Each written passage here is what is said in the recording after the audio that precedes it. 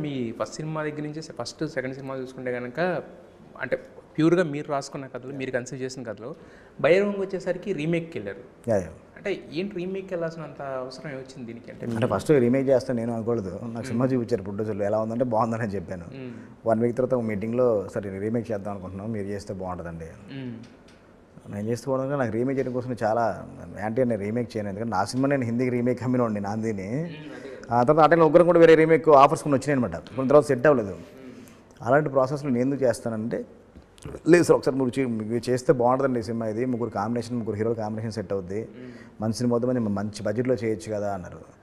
Sir నాకు 2 days టైమే ఉంటాను, సినిమా నచ్చింది, ఈ సినిమా మనం చేస్తే దీన్ని ఎంతవరకు దీన్ని మనం న్యాయం చేయొచ్చు అన్న దాంట్లో 2 days టైం తీసుకొని మేము ఫ్రెండ్స్ అందరం సినిమా చూసి, నా టీం అందరం సినిమా చూసి, ఇందులో తప్పులు ఉన్నాయి, ఈ తప్పులను కరెక్ట్ చేయాలి, కానీ మనం సినిమాని ఇంకోలా ప్రజెంట్ చేయాలి, తమిళ నెగిటివ్లో ఉంది కదా, మనం ఎలా ప్రజెంట్ చేయగలం అని 2 days ఆలోచించుకున్నాం. ఈ క్యారెక్టర్ ఇలాగా, ఈ క్యారెక్టర్స్లో మారుదు, ఈ క్యారెక్టర్స్లో మారుదు అని మాకు ఒక రఫ్ ఐడియా వచ్చిన తర్వాత అప్పుడు ఓకే చేసామండి. కానీ చేయడానికి కారణం అంటే ఈ సినిమాలో ఉన్న ఒక రూరల్ ఎమోషన్స్, ఒక ఫ్రెండ్స్ మధ్యన, ఒక ఫ్యామిలీ మధ్యన ఎమోషన్స్, ఇలాంటి కథ మళ్ళీ వెంటనే రాకపోవచ్చు, మనకి ఐడియా వెంటనే రావచ్చు రాకపోవచ్చు, కానీ ముగ్గురు హీరోలతో చేసే ఒక ఐడియా అప్పుడు నాకు ఎప్పుడు లేదు, అసలు మల్టీస్టార్ చేద్దాం ఒక ఐడియా నాకు ఎప్పుడు లేదు. అలాంటిది వచ్చిన మంచి అవకాశం ఎందుకు వదులుకోవాలి, దాన్ని మళ్ళీ ఒక మంచి సినిమా, అక్కడ సూపర్ హిట్ సినిమా, దాన్ని మన నేటివిటీకి మనం చేంజ్ చేసేసి మనం ఒక మంచి సినిమా ఇక్కడ కూడా చేస్తే బాగుంటుంది ఉద్దేశంలో. బట్ ఈ రోజుల్లో అసలు అంటే రీమేక్ అనేది పక్కెళ్ళిపోతుంది కదా సార్, అంటే ఎందుకంటే ఏదైనా ఒక సినిమా వస్తుంటే ఆ నేటివిటీ తోటే డబ్బింగ్ చేసి చేస్తున్నారు.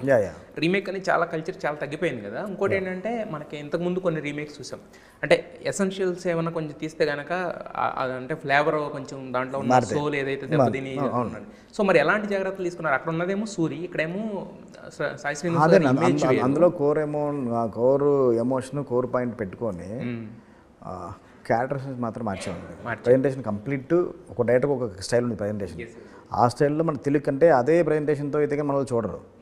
ఎమోషన్స్ ఏ లాంగ్వేజ్లో ఒకటే ఎమోషన్, ఫ్రెండ్షిప్ అయినా లేదా ఫ్యామిలీ అయినా కానీ, తమిళ అయినా, తెలుగు, మలయాళం, కన్నడ, హిందీలో ఎక్కడైనా కానీ ఎమోషన్ ఒకటే. అక్కడ అమ్మ అంటే అమ్మ అంటాడు, కానీ మనం దాన్ని చెప్పే పద్ధతులు మాత్రం మారుద్ది. మనకి కూడా ఎక్కడ చూసుకున్నా తెలంగాణ, ఆంధ్ర, రాయలసీమ, కోస్తాంధ్రకి వెళ్తే ఒక స్టైల్లో ఉంటుంది ప్రజెంటేషన్, ఆ నేటివిటీ. కానీ అలా మేము గోదావరి జిల్లా బ్యాక్డ్రాప్లో తీసుకున్నాం కాబట్టి ఆ గోదావరి జిల్లా బ్యాక్డ్రాప్లోకి మార్చిన తర్వాత క్యారెక్టరేషన్స్ కానీ, ఆ బిహేవియర్ కానీ ఎలా ఉండాలి ఏంటి అన్నీ క్లియర్గా మేము డిస్కస్ చేసుకొని ఒరిజినల్ ఉన్నది ఎక్కడా మిస్ అవ్వకుండా, అసలు ఒరిజినల్ మనకి ఏదైతే మనం నచ్చిపోయి కొన్నాం దాన్ని మనం మారిస్తే ఇంకెందుకు మనం వేరే ఫ్రెష్ కథ చేసుకోవచ్చు కదా, అది ఎక్కడ మార్చలేదు. బట్ అదే నాకు అర్థం కాని విషయం ఏంటంటే, హరీష్ శంకర్ గారిది మీది ఇప్పుడు మీరు చెప్పిన తర్వాత ఆయన కూడా అంతే గబ్బర్ సింగ్ తీసుకున్నారు కానీ, బట్ ఒక ఇన్హేలర్ కాస్ట్ అంతా అని త్రివిక్రమ్ గారు అన్నట్టు. మరి అంటే కానీ కోర్ ఐడియా దగ్గర ఎందుకు ఆ చిన్న ఐడియా దగ్గర స్టిక్ అవ్వడానికి మీకు అంటే రాసుకుంటే ఇంకా కోర్ ఐడియానే కదండి సినిమాలో మెయిన్ ఎమోషన్ మొత్తం మనకు ఉంటుంది, కానీ మన ప్రెజెంటేషన్, మన క్యారెక్టరేషన్స్ మొత్తం మార్చుకున్నాం. అంటే ఏ సినిమా అయితే చూసి మనం చేద్దాం అనుకున్నామో అందులో ఉన్నది మనం మిస్ చేస్తే మొత్తం పోతుంది, ఫ్లేవర్ అయిపోద్ది.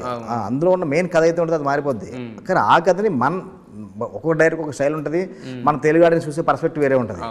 కాబట్టి ఆ పర్స్పెక్టివ్ మనం బ్రెయిన్ చేసాం అంతే తప్ప ఎక్కువ మార్పులు చెప్పులు అనిపించిందా మీకు? అంటే ఈ కథను మార్చడం కన్నా కూడా సొంత కథ రాసుకోవడం బెటర్ ఏమో. ఆబ్వియస్లీ ఎప్పుడైనా సొంత కథ రాసుకోవడం చాలా ఈజీ అండి, సొంత కథ రాసుకోవడం చాలా ఈజీ, సొంత కథతో రాసుకుని సొంత కథ తీయడం చాలా ఈజీ. ఎందుకంటే బయట కథని మనం ఓన్ చేసుకొని బయట ఇంకో డైరెక్టర్ ఎమోషన్ ఏదైతే ఎమోషన్ చెప్పాలనుకుంటో దాన్ని మనం ఓన్ చేసుకుని తిరిగి చాలా కొంచెం కష్టమైన విషయం. అదే మిగతా మార్చినప్పుడు ఏంటంటే ఎమోషన్ మిస్ అవ్వకూడదు. ఎందుకంటే ప్రతి ఇంటర్లింక్ ఉంటుంది. ఇక్కడ ఇది బాగా మారుస్తున్నప్పుడు నెక్స్ట్ కూడా మళ్ళీ మార్చాల్సి వస్తుంది, ఆ నెక్స్ట్ మార్చి కూడా వెళ్ళిపోతుంది, మధ్యలో ఎమోషన్ మిస్ అవుతుంది. అది ఎక్కడ మిస్ అవ్వకుండా చేసుకోండి, కొత్త కథే వస్తుంది, మళ్ళీ కొత్త కథే వస్తుంది.